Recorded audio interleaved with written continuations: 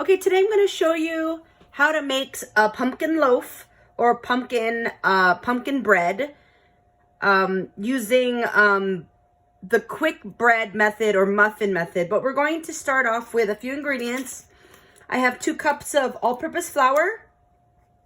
I have a half teaspoon of salt, 1 teaspoon of baking soda,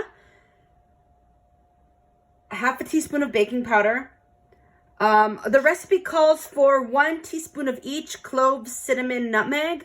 I don't like it too clovey, so I have a teaspoon of cinnamon here, a teaspoon of nutmeg, and then a little bit of pumpkin pie spice. So it has some clove in it, ginger, all that. But if you want it clovey, you could add the regular ingredients. But I think I actually did a little less pumpkin pie spice and I add a little bit more cinnamon, but all depends on you.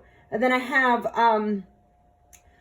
1.5 sticks, which is 3/4 of a cup or 6 ounces of butter, softened or room temperature. Mine has been out all day, so it's pretty soft. 2 cups of sugar, 2 eggs, and then 1 can of 15-ounce can of pumpkin. Okay, first off, we're gonna do something that's creaming the butter and sugar together, just like we did the cookie recipe. We're just going to mix. There was a little bit of pumpkin on my spatula. That's fine. We want to mix the butter and sugar first to get those all incorporated. Let me move these over so it's more centered. I have my oven already preheating to 325.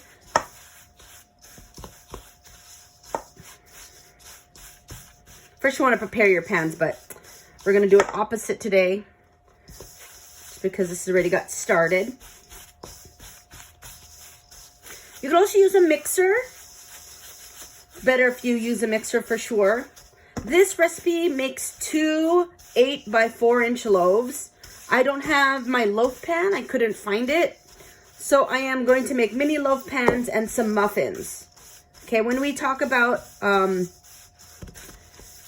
the muffin method, a lot of the recipes that are done that are either pourable, this batter form, you can cook them in any type of way. You could make them into a cake, muffin, loaf, any of the other ones. So here you go, nice and incorporated. Okay, I'm gonna add my eggs one at a time.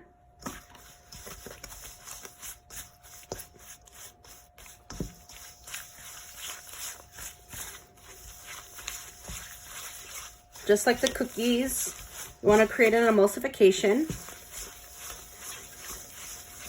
You don't want to add all the eggs at once or it'll curdle. But it will curdle a little bit because the pumpkin has a lot of moisture in it, but you still want it to make it some sort of like this consistency. We're incorporating air. So we were mixing the butter and sugar together. You're locking some of that air in. Put my other egg. Oops.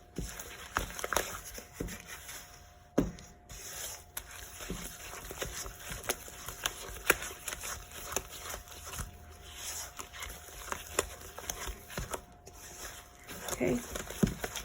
Mix that. Okay, I am going to mix my pumpkin in. Make sure there's no streaks of egg. Then I will mix my pumpkin in.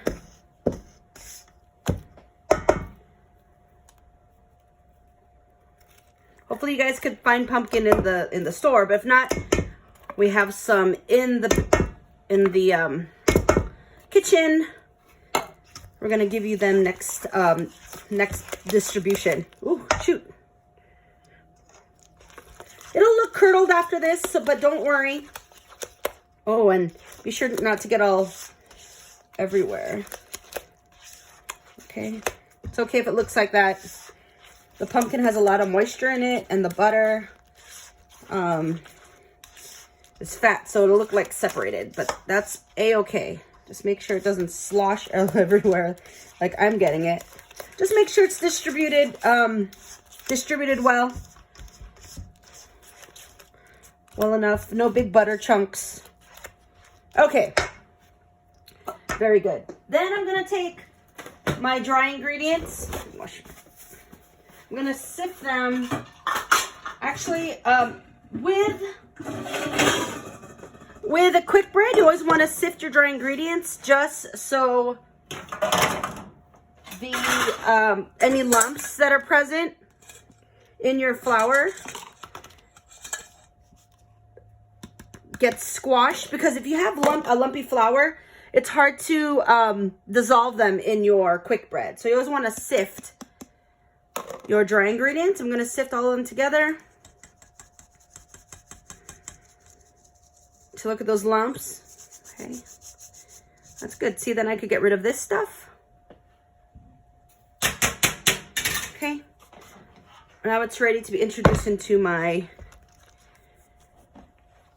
mixture here.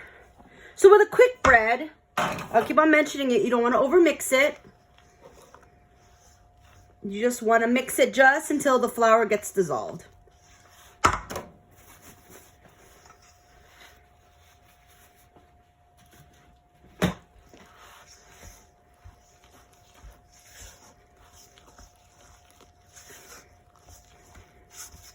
This is not like a normal bread. You don't want to develop the gluten. We just want to make sure all of that flour is absorbed. There you go. Okay. From here, I'm going to put them in my pan. Wash my hands real quick. Okay, so anytime you use your pans, especially for a loaf pan, you can either butter and flour it, or you can spray it. Where is my spray? I'm gonna spray it. And always put a little piece of parchment down. There's always a little bit down below that gets stuck. So I like to have, this is my little insurance policy, to make sure it comes out. Okay. So I'm going to plop those in here. 2/3 of the way up.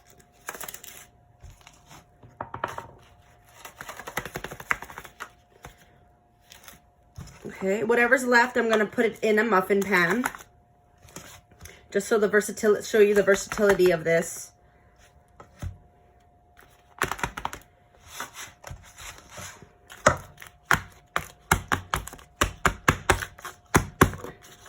With this batter, you could bang it down to release some of the air bubbles, to settle it a little bit. This might be a little too much. Okay, that should be okay.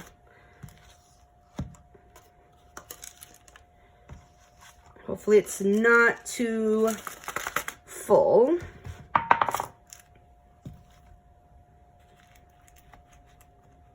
Okay. You go the rest. I am going to take a muffin tin. Put these on a sheet pan. I'll show you what they look like. I'm going to take my little trusty scoop. Put one nice scoop in each. I could top it off with a few nuts, some streusel topping. Whatever I can find. I'm just going to keep them plain. And then probably put a little icing on top of it. Always good with cream cheese icing, especially for pumpkin. So if you do the same with banana bread, the same type, or other muffins, you could put them in any shape container you want. Okay, I think that should be good. Make sure you scrape. All this is money. Okay, so I have these muffins, and then I have these loaves. I'm gonna stick them in the 325-degree oven until they're done. It'll take about 45 to 50 minutes. If they're the bigger loaf pan, it will take an hour. So I'll show you what they look like in class.